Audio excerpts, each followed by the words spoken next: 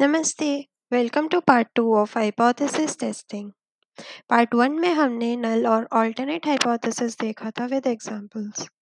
आज हम वहीं से कंटिन्यू करेंगे and we will be discussing about Z test, T test, then two-tailed test, then one-tailed, which is left and right-tailed test, and stuff like that.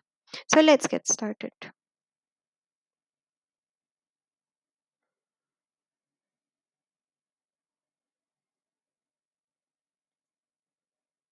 तो एक example लेते हैं जिसमें लेट्स अज्यूम कि अभी करेंटली जो मेरी मीन हाइट है it is hypothesized to 170 centimetres. Null hypothesis हमारी है कि एवरेज हाइट लोगों की 170 सेंटीमीटर्स है। हम इस चीज़ को टेस्ट करना चाह रहे हैं तो हमारा ऑल्टरनेट हाइपोथेसिस हो जाएगा कि म्यू नॉट जो है वो 170 नहीं है। ओके, तो इसको हम लोग टेस्ट करने के लिए क्या करेंगे, हम लोग कोई एक सैंपल लेंगे। एक सैंपल में बहुत सारे हम लोगों के हाइट्स लेंगे एंड एक सैंपल साइज भी लेंगे। So let's just take particular sample size may be equal to 10। Okay, तो हमने फर्स्ट जो सैंपल लिया उसमें हमारा सैंपल मीन आया सपोज 170। ओके, एक यहाँ पे नंबर लाइन टाइप का ड्रॉ कर लेते हैं to make it easier. So in the centre you have 170 centimetres. ये म्यू नॉट वाली पोजीशन है। म्यू नॉट जो इसको अज्यूम कर रहा है 170 होगी। ओके, तो अभी ये जो सैंपल मीन आया ये आया है आपका 170। हमने 10 लोगों का हाइट नापा और उसका randomly you selected people, so you got like 170 sample mean. तो ऐसे केस में क्या हम नल हाइपोथेसिस को रिजेक्ट कर पाएंगे? Can we reject null hypothesis? No, you would fail to reject the null hypothesis क्योंकि ये वैल्यू तो काफ़ी मतलब इनफैक्ट सेम ही आ रही है, तो आप रिजेक्ट तो नहीं कर पाओगे। फिर हमने दूसरा एक सैंपल लिया और मतलब नेक्स्ट 10 लोगों को लिया, डिफरेंट डिफरेंट लोगों को, और इस बारी सपोज मेरी मीन आई, सैंपल मीन 175 आया, तो समथिंग अराउंड हियर। तो क्या हम अभी एच नॉट को रिजेक्ट कर पाएंगे, नल हाइपोथेसिस को? नो, हो सकता है, मतलब ये बहुत ही कम वेरिएशन, बहुत ही कम डिफरेंस है वैल्यूज़ में। So it's like we can say कि हमारे सैंपल में हो सकता है एक पर्सन, दो लोगों का ज़्यादा हाइट होगा, उसकी वजह से हमारा ये आ गया है। तो हम इसमें नल हाइपोथेसिस को रिजेक्ट नहीं कर पाएंगे। सो ऐसे ही करते करते हम लोग एक और सैंपल लिए, उसका मीन आ गया सपोज 200। अब क्या हम रिजेक्ट करेंगे? बिल्कुल करेंगे। क्यों? क्योंकि ये डिफरेंस तो बहुत ज़्यादा, 30 सेंटीमीटर्स का डिफरेंस है। इतना ज़्यादा वेरिएशन तो हम अलाउ नहीं कर सकते ना। So that's why.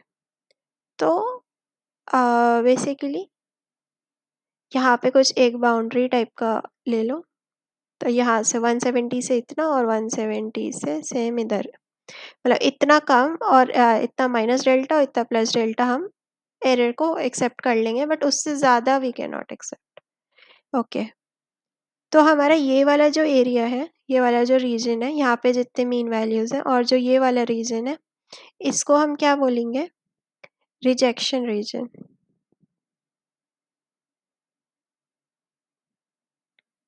क्यों?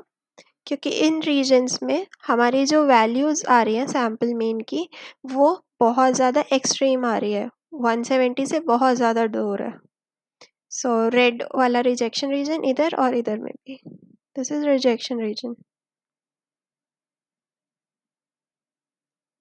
और जो वैल्यूज़ मेरी बीच में है उसको हम क्या बोल सकते हैं कि ये मेरा नॉन रिजेक्शन रीजन है। इसमें हम रिजेक्ट नहीं कर पा रहे अपने नल हाइपोथेसिस को।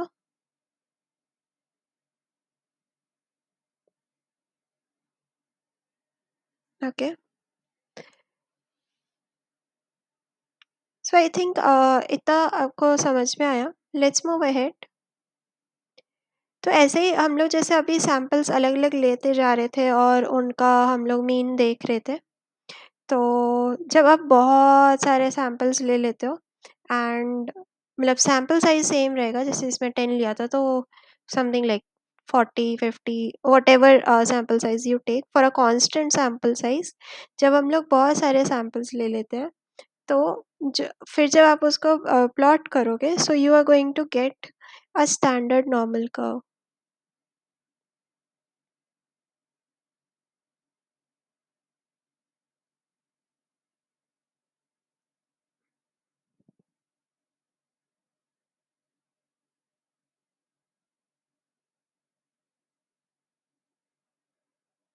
ओके, स्टैंडर्ड नॉर्मल कर्व वो होता है जिसका मीन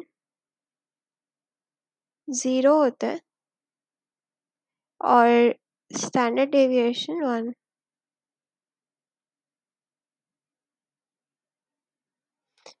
इसमें सारे आपके एक्स बार्स हैं और जो सेंटर वैल्यू है ये वाली, दिस इज 0। और यहाँ पे वाई एक्सिस में इफ़ यू वांट टू सी तो ये प्रोबेबिलिटीज़ है। तो इसका एरिया अंडर कर्व मेरा 1 होता है एंड एरिया 1 है और ऑब्वियसली प्रोबेबिलिटी का भी समेशन 1 होता है।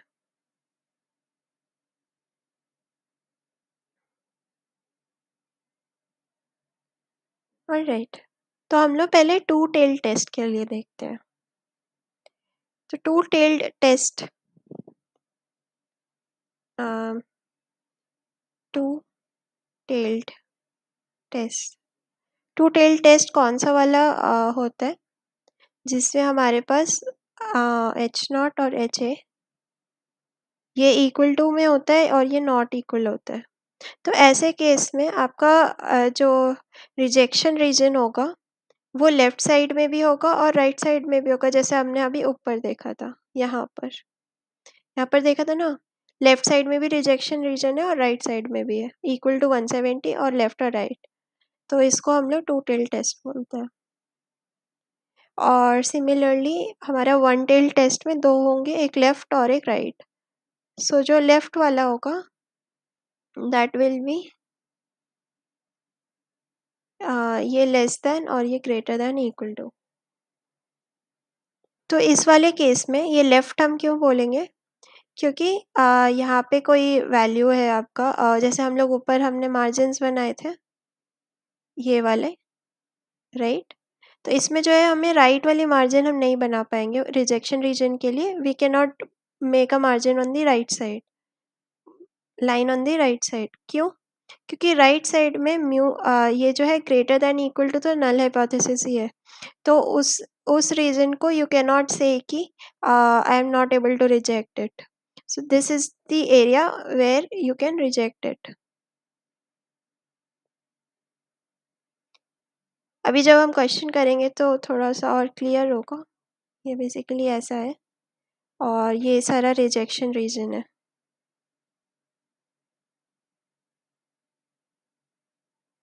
ये म्यू नॉट है और ये सारा एक्सेप्ट करना होगा।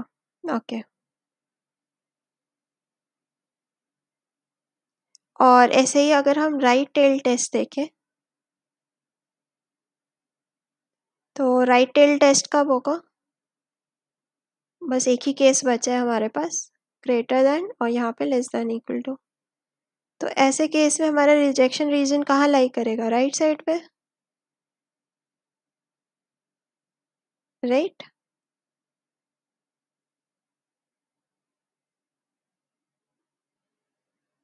ओके, सो आगे चलते हैं।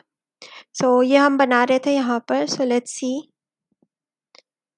तो हम लोग अभी यहाँ पे टू टेल्ड टेस्ट के लिए देखते हैं दिस वन। तो टू टेल्ड टेस्ट में you are going to have ये वाला जो पॉइंट है यहाँ पे mu is equal to mu nought है। अच्छा, तो इसको हम लोग लिख लेते हैं कि क्या चीज़ें क्या क्या थी। एक्स बार है मेरा सैम्पल मीन, म्यू है मेरा एक्चुअल आपका पॉपुलेशन का मीन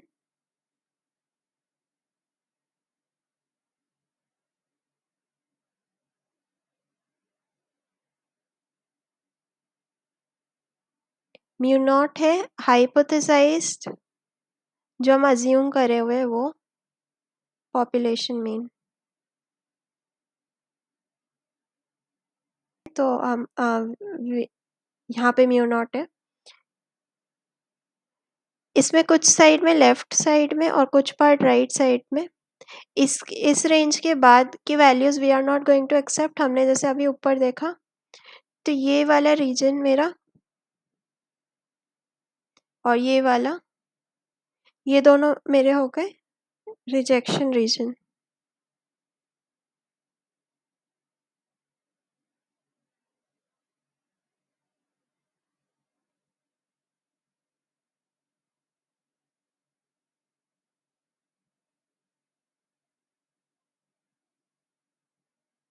ओके, और ये वाला जो बीच वाला एरिया है, this is my non rejection region. We have seen this above, right?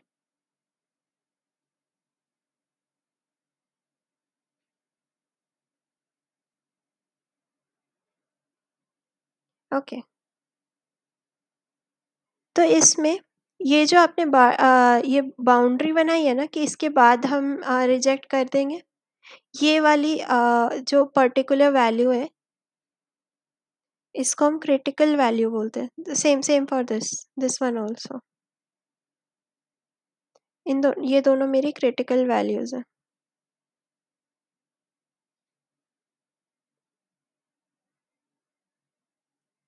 एक साइड में प्लस में और दूसरी तरफ में minus, same value. Okay,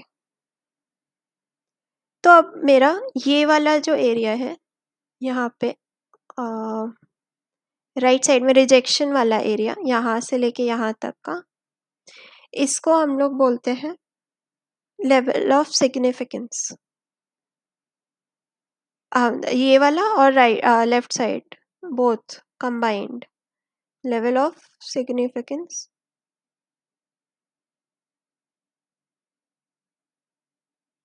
alpha. और अल्फा जो है ये टोटल दिस प्लस दिस होता है और ये दोनों का एरिया सेम है, तो ये वाले एक हाफ का एरिया जो हो जाएगा वो अल्फा बाई 2 एंड ये भी alpha by 2। Okay,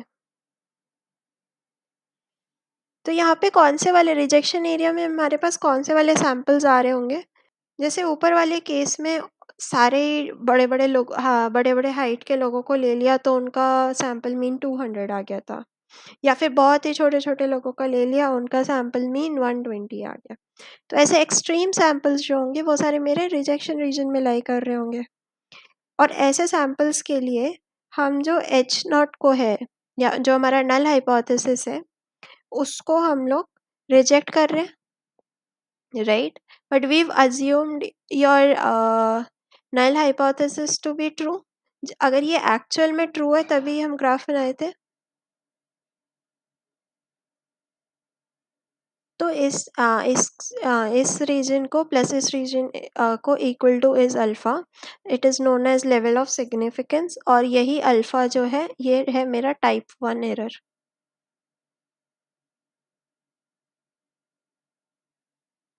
type 1 error के बारे में अभी हम लोग थोड़ी देर में देखते हैं। First let's just look into what all terms we have here. तो ये वाला एरिया प्लस ये वाला एरिया तो मेरा लेवल ऑफ सिग्निफिकेंस हो गया। ये जो रीजन है यहाँ पर, यहाँ से यहाँ वाला नॉन रिजेक्शन रीजन, इसको हम लोग कॉन्फिडेंस लेवल बोलते हैं,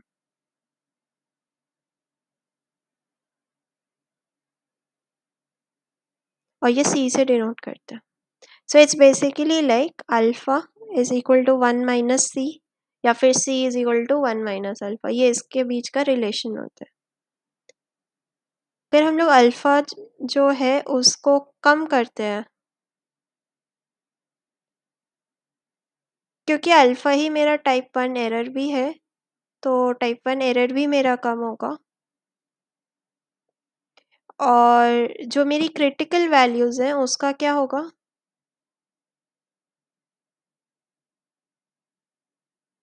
जो क्रिटिकल वैल्यूज़ है, अल्फ़ा अगर तुमने कम करा तो क्या होगा, ये इनको बाहर एरिया कम हो रहा है, तो ये जो बाउंड्रीज़ हैं इनको शिफ्ट करना होगा टुवर्ड्स आउटवर्ड्स, ये भी बाहर और ये भी बाहर, तभी एरिया कम होगा। तो क्रिटिकल वैल्यूज़ जो है they are going to move outwards, right? And this is vice versa for अगर अल्फा इंक्रीज कर रहा है, तो like if alpha is increasing, type 1 error is increasing, your critical values move inwards. Okay, so let's look into type 1 error.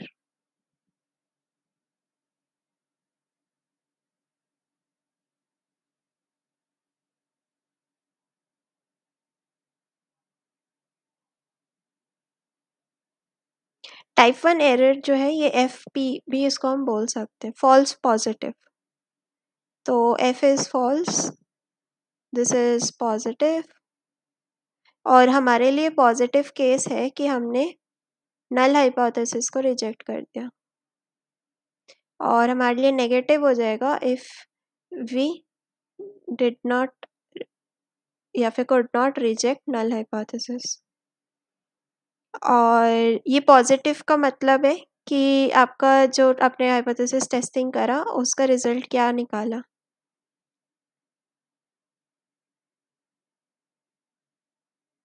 Did you reject your null hypothesis और you did not. और यहाँ पे false या true या false का मतलब हो जाता है क्या आपने जो कंक्लूजन निकाला वो सही था या गलत। Is your conclusion correct.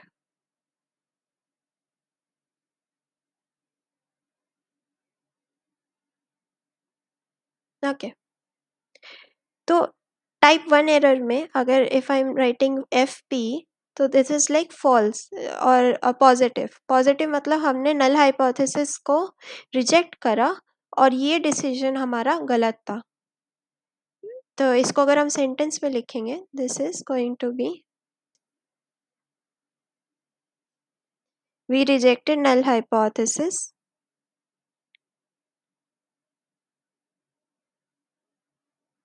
when we should not have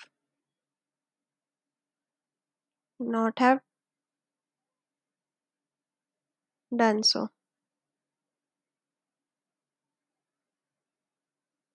तो ऊपर वाले एरिया में इफ़ यू सी, ये जो हमने यहाँ प्लॉट करा, इसमें ये वाले जो रीजन है और ये वाला है, ये पूरा ही हमारा किसका है कि नल हाइपोथेसिस मेरा ट्रू है, उसी का ग्राफ बनाया था हमने, mu equal to mu naught.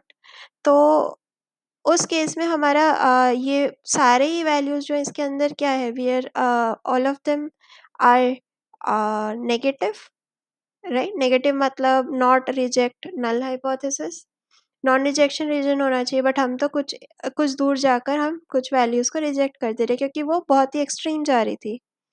तो ऐसे केसेस में ये जो रिजेक्शन रीजन वाला जो एरिया आ जाता है, this is your type 1 error.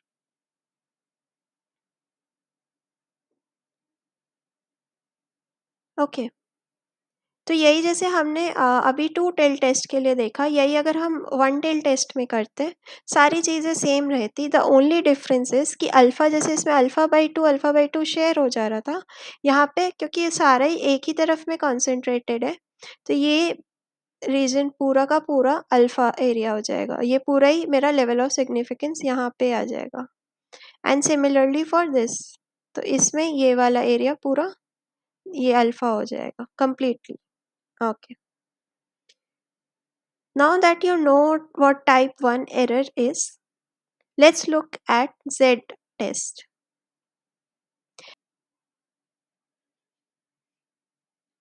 और हम Z test को कब यूज़ करते हैं? When do we use Z test?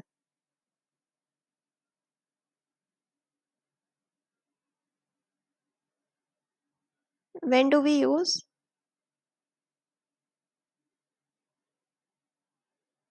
Z test? हम ये तब यूज़ करते हैं जब हमारे पास पॉपुलेशन का स्टैंडर्ड डेविएशन हमें पता होता है। Standard deviation of population is known to us.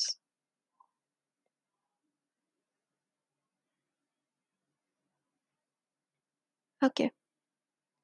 तो z टेस्ट में फॉर्मूला है z is equal to X bar minus mu naught divided by sigma root N. इसमें ये जो है ये है मेरा सैम्पल मीन जो हम अभी तक ऊपर देख रहे थे. This one is your हाइपोथेसाइज्ड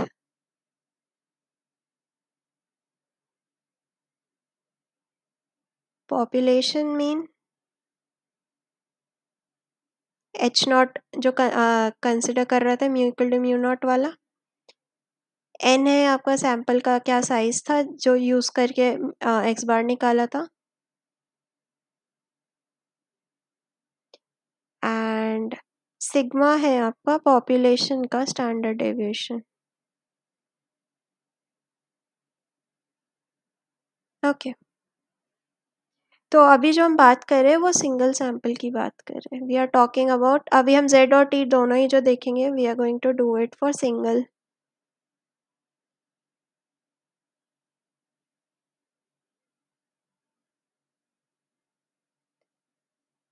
sample and your standard deviation is known. Okay. इस केस में हम लोग z टेस्ट अभी यूज कर रहे हैं. So let's see. और इसमें जो डिनोमिनेटर है वो आपका स्टैंडर्ड एरर है मीन का. मतलब मीन वैल्यू ये है तो इसका कितने कितने लेफ्ट में और कितना राइट में हम लोग यूज कर रहे हैं. तो that is your standard error sigma upon root N standard error of your mean या standard deviation. Okay, so let's pick a question. ये वाला हम क्वेश्चन देखते हैं और इसको देखते हैं कि can we use z test. और अगर कर सकते हैं तो we'll try to write the null hypothesis, alternate hypothesis.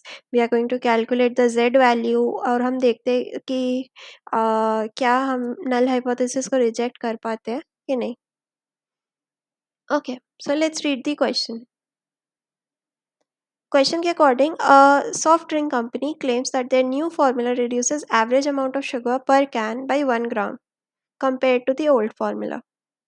तो अभी तक जो existing formula है उससे अभी जो हो रहा है वो 1 ग्राम कम amount of sugar use हुआ है. The population standard deviation of the sugar content is known to be 0.5 grams. तो पहला जो information हमें यहाँ से मिला that is your population standard deviation is 0.5 grams. We want to test this claim using a random sample of 40 cans. तो आपने जो सैंपल लिया उसमें आपने 40 सैंपल्स लिए 40 कैंस उठा लिए from the new production line. जो न्यू सैंपल्स आपने प्रोड्यूस करे न्यू फॉर्मूला से उसमें आपने 40 कैंस वहाँ से पिक कर लिए. Sample mean. अब इन जो 40 कैंस है इन सभी का जो सैंपल मीन आया वो आया है 0.8. सिग्निफिकेंस लेवल अभी हमने ऊपर देखा है type 1 error significance level alpha ये चीज़ें क्या है. This is significance level is given to you as 0.05. Okay, so it is asking you can we conclude that the average sugar content in the new formula is less than the old formula. Okay, तो हमारा hypothesis में नल hypothesis और alternate hypothesis क्या होगा.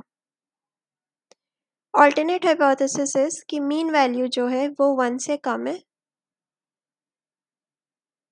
Right. Because हम लोग देख रहे हैं कि वो रिड्यूस कर रहा है बाय 1 तो मीन वैल्यू मेरी 1 से कम है. और नल हाइपोथेसिस इसका उल्टा हो जाएगा so greater than equal to 1. इससे ज़्यादा अगर डिफरेंस आता है तो हम नल हाइपोथेसिस को रिजेक्ट नहीं कर पाएंगे. Okay, so let's calculate z now.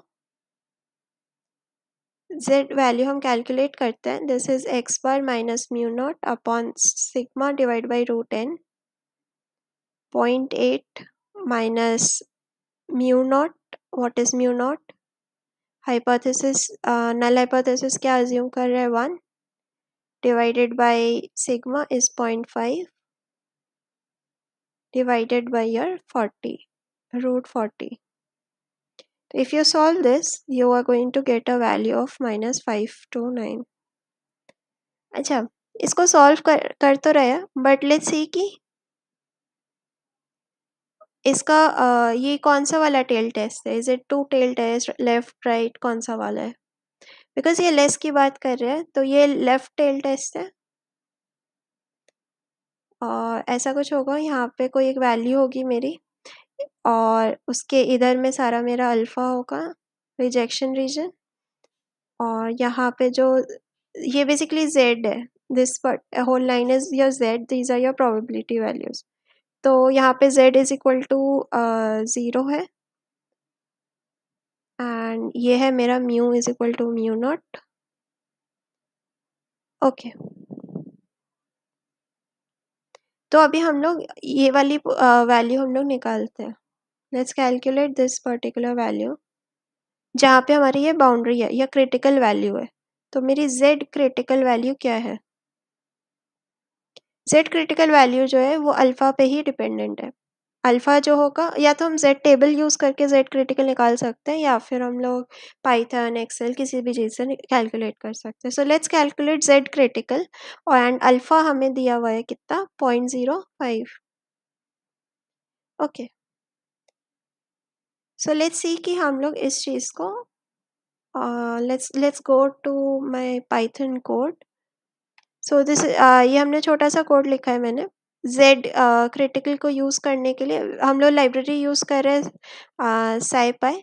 और साइपाई में डॉट स्टार्ट्स करेंगे तो स्टार्ट्स के अंदर में आपके पास सारा होता है. जैसे टी टेस्ट अभी हम देखेंगे, तो टी टेस्ट के लिए भी you have the function, and you have the function for your Z test also. तो फर्स्ट वाला जेड टेस्ट है. अगर 2 टेल टेस्ट है जो लेफ्ट राइट दोनों में था, तो अल्फा बाई 2 हो जा रहा था एक डायरेक्शन में, तो इसलिए यहाँ पे अल्फा बाई 2 कर रहे हैं अगर 2 टेल टेस्ट है. अदरवाइज नॉर्मली मेरा ये पास हो जाएगा. So let's just run this.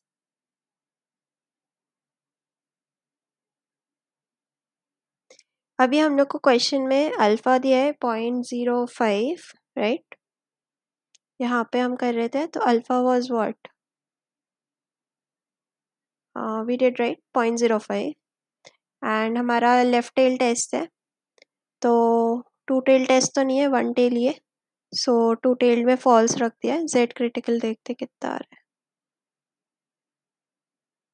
So Z critical की वैल्यू आई है 1.645. तो लेट्स राइट दैट हियर. तो हमारे पास जेड क्रिटिकल आ गया -1.645. तो अब अगर हमारी z की वैल्यू इस z क्रिटिकल से भी छोटी होगी, तो हम उसको रिजेक्ट कर देंगे, क्योंकि वो मेरा रिजेक्शन रीजन में आ जाएगी वैल्यू. तो अभी हम देखते हैं हमारा z वैल्यू कितना आया था, -2.5. तो ये वाला पॉइंट कितना है? -1.645. और ये z कहाँ आ रहा है? यहाँ पे आ रहा है, तो ये रिजेक्शन रीजन में आ रहा है.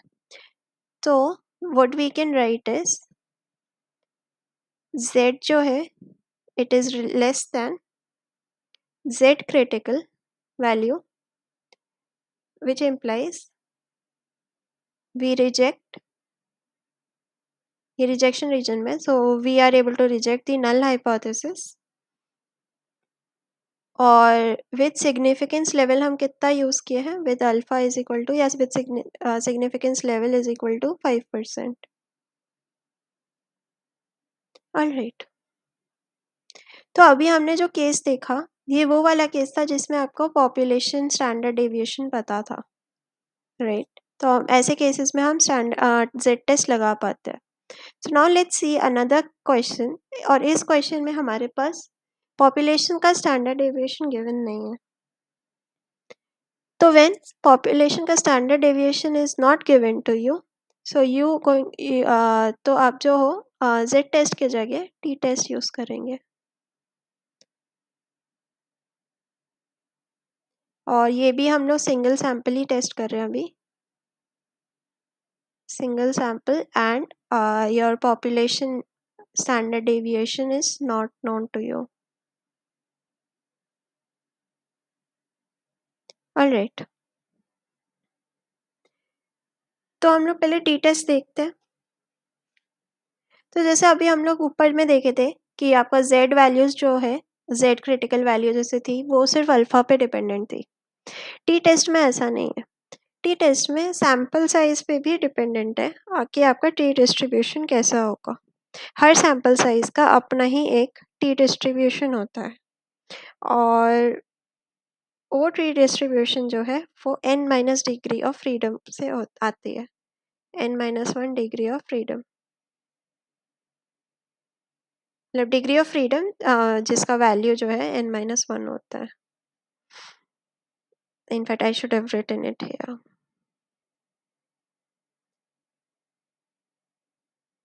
तो जो टी टेस्ट है वो डिग्री ऑफ फ्रीडम पे डिपेंडेंट है, तो मतलब n जो है इसमें मेरा सैम्पल साइज है, तो सैम्पल साइज पे भी डिपेंडेंट है।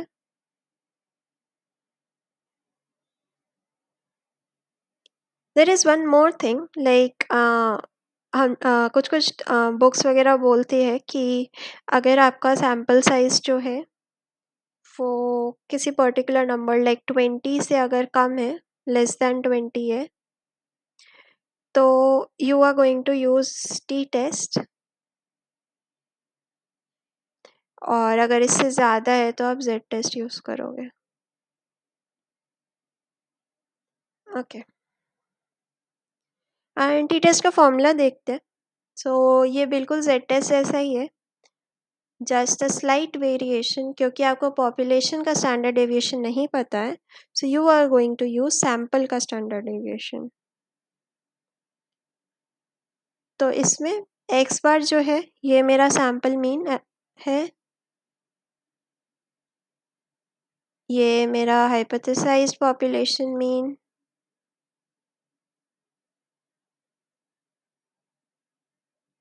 ये मेरा sample size, and this one is my sample standard deviation.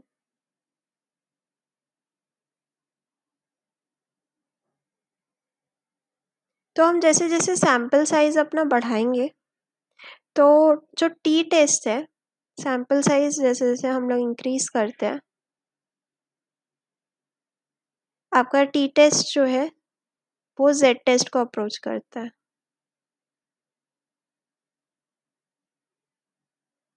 मतलब एट सम पॉइंट उसके बाद जो है आपके सैम्पल साइज कितना है उस पे आपका जेड क्रिटिकल वैल्यू जो है बेसिकली वो डिपेंडेंट नहीं होगी, एंड वो काफ़ी स्टैंडर्ड नॉर्मल जैसा बन जाएगा।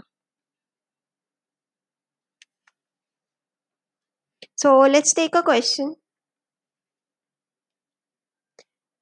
तो ये ऊपर गिवन क्वेश्चन है, इसको पढ़ते हैं एंड लेट्स सी कि इसमें हम लोग जेड टेस्ट लगाएंगे कि T test. A local bakery claims their new bread recipe has an average baking time of 30 minutes. Average baking time जो है 30 minutes है। We want to investigate this using a sample of 15 loaves from the first batch. तो मैंने sample size हमने कितना लिया है 15।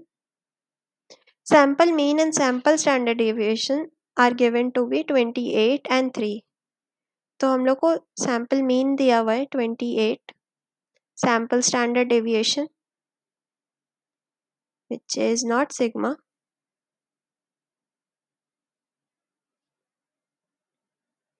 s is equal to 3, 10% significance level, alpha is equal to 0.10. Can we conclude that the average baking time for the new recipe is different from 30 minutes based on this sample? तो basically हमारा H nought और H ए हमें देखना है कि क्या हमारा mean जो है वो 30 मिनट्स से डिफरेंट है कि नहीं, and we are going to assume कि वो 30 है। ऑलराइट, सो हमारे पास इतना इन्फॉर्मेशन गिवन है, इसमें हमें पॉपुलेशन स्टैंडर्ड डेविएशन गिवन नहीं था, सैम्पल गिवन था, एंड हमारा सैम्पल साइज भी इफ़ यू सी तो इट्स 15 लेस दैन 20, दूसरे कॉन्टेक्स्ट से भी yes, so we are going to use T test. Okay, तो हम लोग पहले टी का फॉर्मूला यूज़ करके टी की वैल्यू निकाल लेते हैं. So x bar minus your mu is 30, standard deviation is 3, sample standard deviation divided by root 15, and इसको जब हम solve करेंगे तो we are going to get this value. Okay, तो अब हम लोग t critical value निकालते हैं. जैसे हमने ऊपर में z critical निकाला था, अभी हम t critical निकालेंगे. लेकिन जो आपका t critical है वो आपका degree of freedom t critical at df या degree of freedom is equal to n minus 1. n is 15, तो df is 14, and your alpha level of significance is 0.10. इस setting में you want to find your t critical value. So let's use SciPy again. तो यहाँ पे आप t critical value देखो. इसके लिए you are going to pass df alpha, और ये जो है अल्फ़ा और df यूज़ कर रहे हैं, एंड अगर टू टेल टेस्ट होता तो ये अल्फ़ा का अल्फ़ा बाई 2 कर देता. अभी जो हमारे पास केस है वो टू टेल टेस्ट का ही है. Am I right? Equal to 30 not equal to 30 is a two tail test. तो इसमें हम लोग ये सेकेंड इधर देखते हैं. ये 0.10 is my alpha, df is n-1 14, and my two-tailed test is true. So let's calculate my t critical value. This comes out to be 1.761. T critical is equal to plus minus 1.761. Okay, तो इसको यहाँ पे है, ये मेरा -1.761 है, और ये जो वैल्यू आई है ये इसके और भी लेफ्ट में है 82. सो ये जो है रिजेक्शन रीजन है यहाँ पे. This is my rejection region, right? So what you can write is as t value is less than your t critical value, it lies in your rejection region,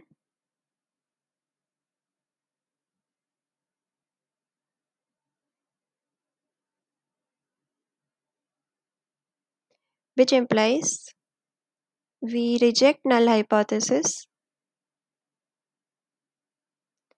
with level of significance as 10% and degree of freedom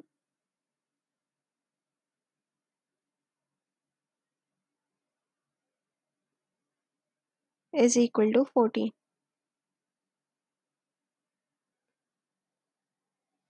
Alright, so that's it for today. I guess आपको Z test, T test, type 1 error और ये सारी चीज़ें समझ में आया होगा. तो अगर आपको मेरा कंटेंट अच्छा लगा तो प्लीज़ लाइक शेयर और सब्सक्राइब करें, ताकि ये नॉलेज और भी लोगों तक पहुंच सके.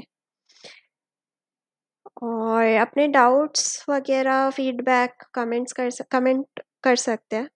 एंड या दैट्स इट. Thank you.